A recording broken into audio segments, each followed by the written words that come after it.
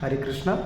पुरुषोत्तम मास के पुरुषोत्तम युग के 12वें श्लोक। गमविषय च भूतानि धारयाम्यह मजोसा पुष्णामि चौषधिः सर्वा सोमो भूत्वा रसात्मक।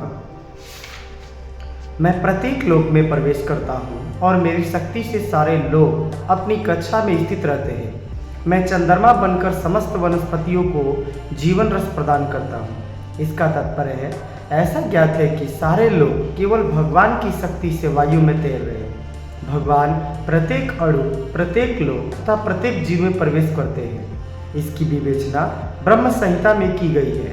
उसमें कहा गया है, परमेश्वर का एक अंश परमात्मा लोकों में, ब्रह्मांड में, जीव में तथा अणु तक में प्रवेश करता है। अतएव उनके प्रवेश करने से प्रत्येक वस्तु ठीक सी दिखती है। जब आत्मा होता है तो जीवित मनुष्य पानी में तैर सकता है, लेकिन जब जीवित स्फुलिंग इस देह से निकल जाता है और शरीर मृत हो जाता है तो शरीर डूब जाता है।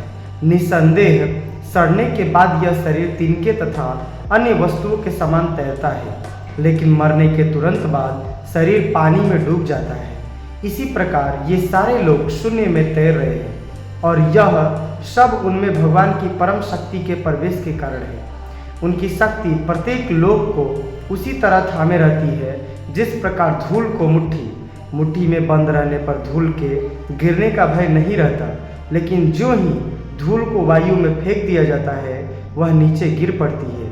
इसी प्रकार ये सारे लोग जो वायु में तैर रहे हैं वास्तव में भगवान के विराट रूप की मुट्ठी में बंधे हैं। उनके बल तथा शक्ति से सारी चर तथा अचर वस्तुएं अपने अपने स्थानों पर टिकी है। वैदिक मंत्रों में कहा गया है कि भगवान के कारण सूर्य चमकता है और सारे लोग लगातार घूमते रहते हैं। यदि ऐसा उनके कारण न हो तो सारे लोग वायु में धूल के समान बिखर कर नष्ट हो जाए। इसी प्रकार से भगवान के ही कारण चंद्रमा समस्त वनस्पतियों का पोषण करता है। चंद्रमा के प्रभाव से सब्जियां सुस्वादु बनती है। चंद्रमा के प्रकाश के बिना सब्जियां न तो बढ़ सकती है और न ही स्वादिष्ट हो सकती हैं। वास्तव में मानव समाज भगवान की कृपा से काम करता है, सुख से रहता है और भोजन का आनंद लेता है, अन्यथा मनुष्य जीवित न रहता। रसात्मक का शब्द अत्यंत महत्वपूर्ण है।